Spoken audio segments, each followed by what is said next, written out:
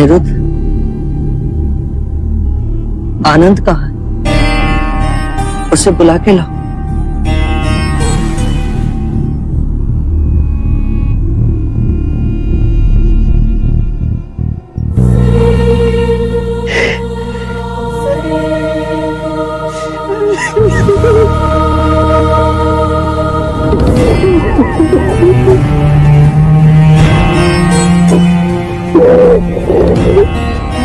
शांत हो जाओ आनंद। तुम्हें यूं रोता देख वो तो व्यथित हो जाएंगे। शांत हो जाओ। चल, वो तुम्हें बुला रहे हैं।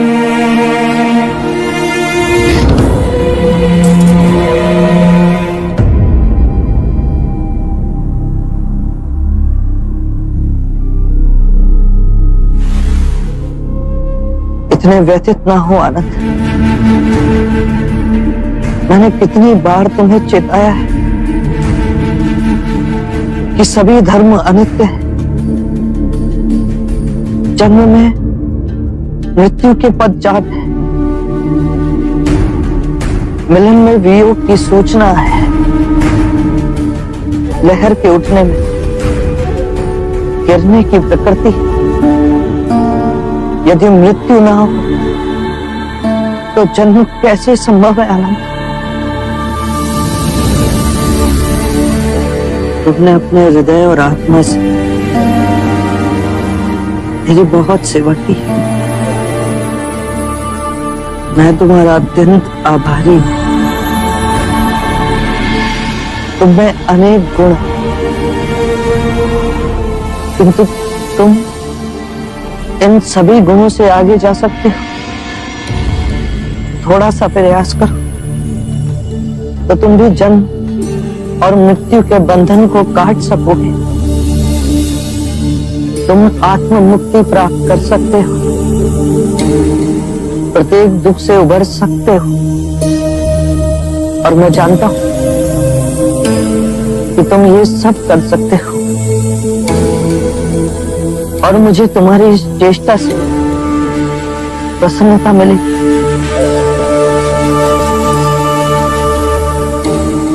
आनंद की 4 विशेषताएं हैं।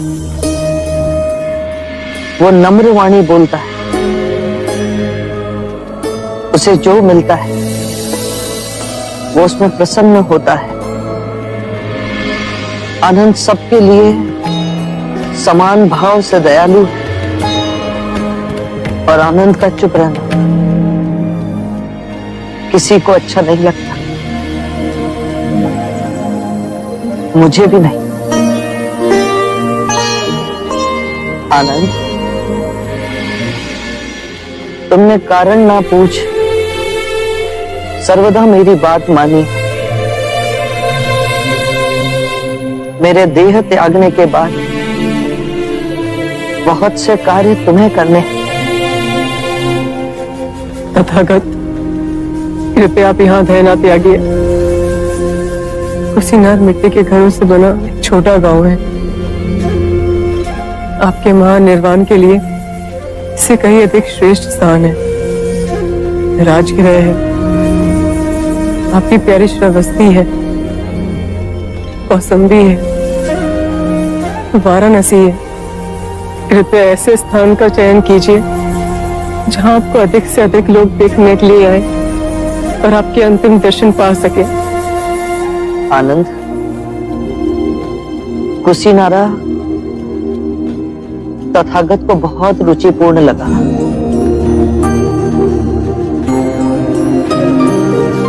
छोटा सा मिट्टी के घरों का गांव, साल के वृक्षों से वर्षा की एक एक बूंदों की तरह टपकते हुए ये पुष्प।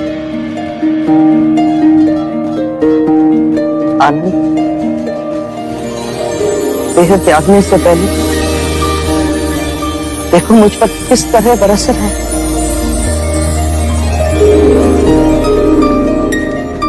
आनंद, मेरा एक कार्य करो, कुशीनारा जाओ और वहां मल्ल नरेश को सूचित करो कि बुद्ध उनके वन में रुके हुए और उनसे कहो कि आज रात्रि के तीसरे प्रहर में बुद्ध महापरिनिर्वाण लें।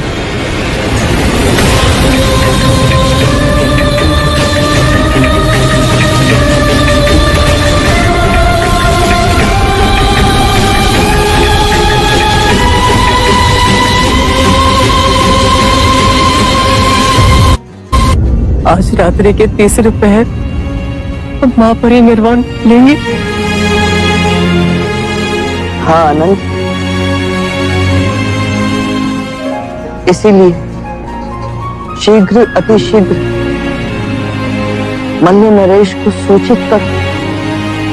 यदि मैं आपको छोड़ गया और नहीं आनंद, रात्रि के तीसरे प्रहर से पहले नहीं। मैं भावी समय में देख रहा हूं। मेरे महापरिनिर्वाण के पश्चात कहीं मल्ल नरेश ये ना कहे कि मैंने उनके ही वन में महापरिनिर्वाण लिया और उन्हें सूचित भी नहीं किया गया। जब तक आनंद है आपकी हर इच्छा पूर्ण होगी बुद्ध। मैं अभी जा मलाजा को सूचित कराता हूँ।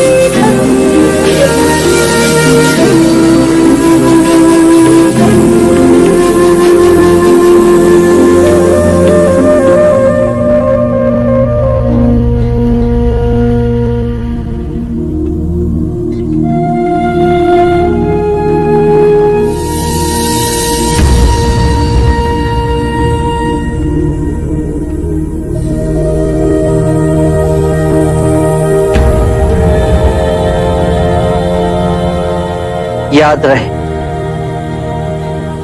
मेरा मार्ग संसार से विमुख होने का मार्ग नहीं। मुझे उस प्रारब्ध पर विश्वास नहीं जो मनुष्य के अच्छे और बुरे कर्म से अछूता है। मुझे उस प्रारब्ध पर विश्वास है जो मनुष्य तब तक नहीं बना सकता जब तक वो स्वयं कर्म ना करे।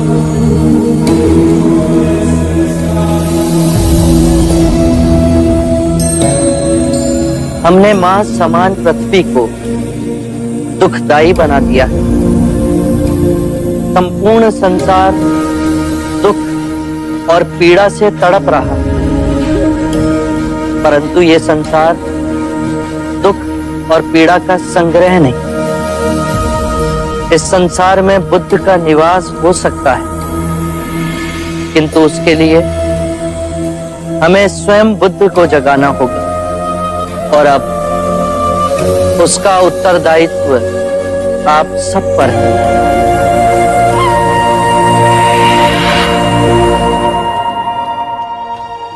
अज्ञान ही दुख, भ्रम चिंता को जन्म देता है।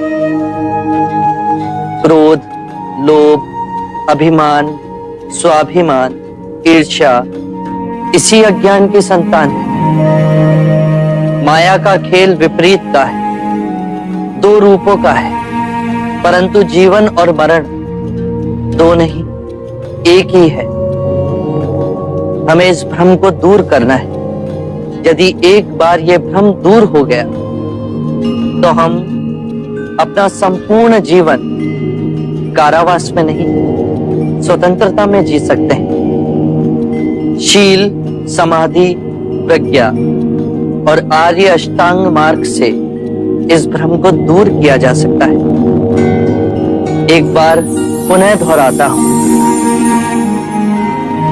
सम्यक ज्ञान, सम्यक विचार, सम्यक वाणी, सम्यक कर्म, सम्यक आजीविका, सम्यक प्रयास, सम्यक चेतना और सम्यक एकाग्रता।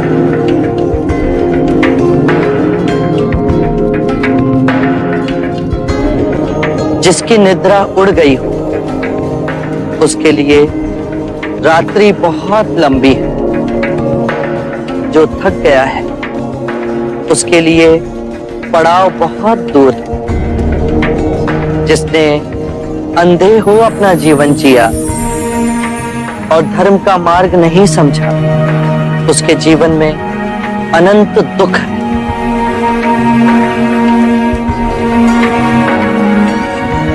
किसी भी बात पर, चाहे वो आपने कहीं पढ़ी हो या किसी महानुभाव का कहना हो या मेरे ही कहे हुए वचन ही क्यों ना हो, सहजता से विश्वास मत करना। जब तक वो तुम्हारी बुद्धि, तुम्हारे विवेक और तुम्हारे सामान्य समझ की कसौटी पर खरा ना उतरे। बुद्ध, और यदि परम ज्ञान के रास्ते में आपसे भेंट हो गई तो? यदि परम ज्ञान के मार्ग में कोई भी मिले उसे गले ना लगाना। यदि मार्ग में बुद्ध भी मिले तो उनके मुंह में भी मत हंसना। चाहे उस मार्ग पर तुम्हें पिता ही क्यों ना मिले, उनके मोहवश भी मत आना। अपने जीवन को पूर्ण स्वेच्छा से जीना, किसी के बंधन में ना जीना।